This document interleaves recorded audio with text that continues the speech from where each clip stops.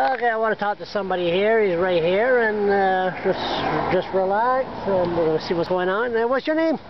Bernard Richard. Bernard Richard. And you're the Ombudsman? Ombudsman, Child and Youth Advocate. Been Ombudsman since October 03 or September? January 1st, 04. 04. And I remember well in 03, December, you were in the office all alone, bored. Just waiting to start my mandate. You were bored? Well, there was an ombudsman in place until January, so I'm waiting and biding my time, reading. And yeah. And we came a long way. Now we're 2010. I'm not bored anymore. No. How many employees you had then in 03? There were 8 employees, or 8 positions, 2 were part-time, 9 people. It was slow. It was just one. Well, there was ombudsman and right to information and privacy, so a more limited mandate. Now that's expanded with the child and youth advocates mandate. How many you got now? We've got 18 positions now. We always hire students and other people on contract, so we rarely have fewer than 20 people working at any given time. But our numbers of complaints have also gone up. Oh, of course. Yeah. So from a little less than 2,000 to about 3,500 now every year. But nobody knew what an ombudsman was before you came along. Well, I wouldn't say that. I think a lot of people knew. I mean, it was... we hear from him once a year. That's it. Well, I'm sure, well, over 2,000 people came every year, so those people knew about it and received services. Yeah, absolutely. Yeah, it's been around for 40 years. So. And you announced that you are leaving.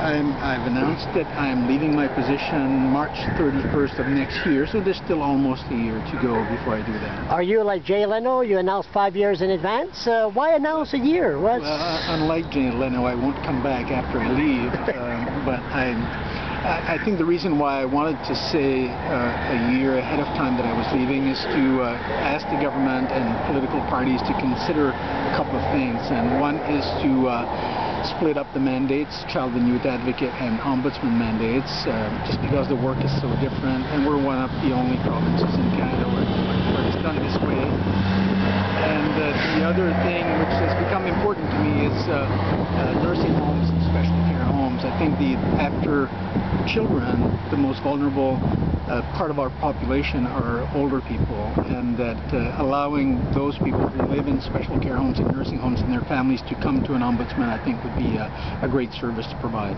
But the ombudsman used to be an appointed, cushy job. It was when I was appointed.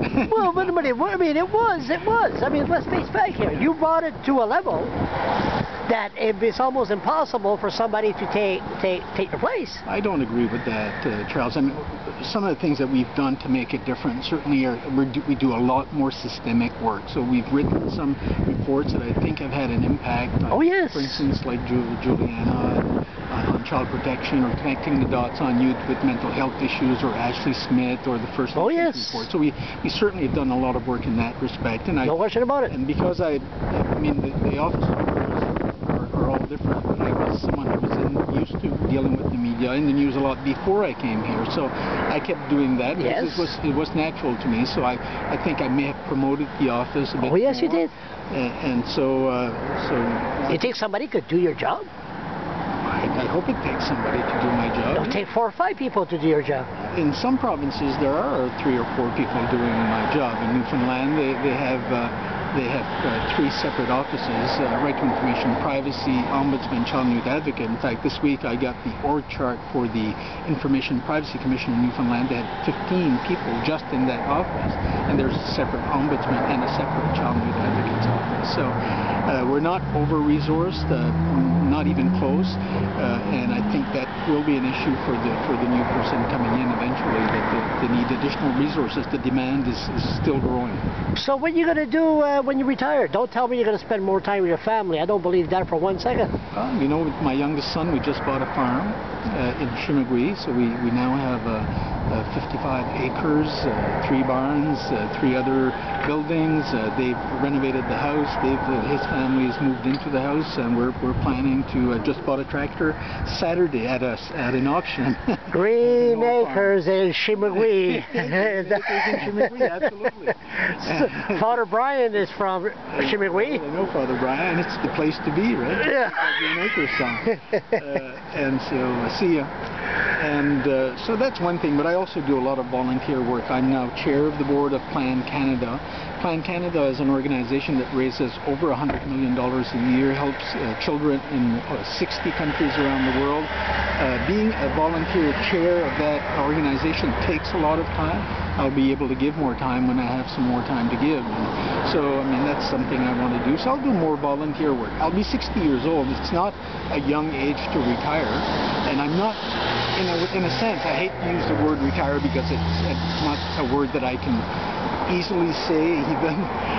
I plan to be busy, but just busy at doing other things. You don't plan to be appointed as a judge? I don't plan. I already had been offered that position once in my life, and I turned it down. I think, with all due respect to the judiciary, I have very good friends who are judges. I think it would be extremely boring for me to do that job, and I don't want to do something boring. I want to do something. Now, you still refuse to acknowledge you have ADHD there, right? I don't. I've never been diagnosed. I'm the only one that diagnosed you. Yes, right. You're full of energy. It'll be too boring. So that's it. It's all over. And right quick, what's the highlight of being the ombudsman? There are many highlights. For me, it always comes around to helping people, and it's not the big reports, and it's not the prizes or the recognition, but it's more about helping people who are in very tough situations, who are vulnerable, and finding a solution to a really tough problem gives me great satisfaction, and even more so when it involves children and people. That case in Woodstock really bothered you? It still bothers me today, because I think it's a young girl's life that could have been saved, and so these types, and it's not a reason for me leaving. I've survived a lot of these cases, but it does take a toll. I'll admit that. I've had many sleepless nights, and it's hard not to be affected by it. Everybody's different, and everybody has a different personality, but I have a hard time getting over some of these cases, and they stay with me, and so it's just time to move on. When I left politics, I loved my job. I loved the political competition and strategizing, all of that, but I felt it was time to leave, and that's kind of the feeling I have now. And I think one reason for announcing it is so that I won't change my mind. My wife said, "You've been saying that for 3 years, and you're just gonna, but I said, well, no, this time I'll put it out there so it'll be public and clear for everybody." Anna, for what it's worth,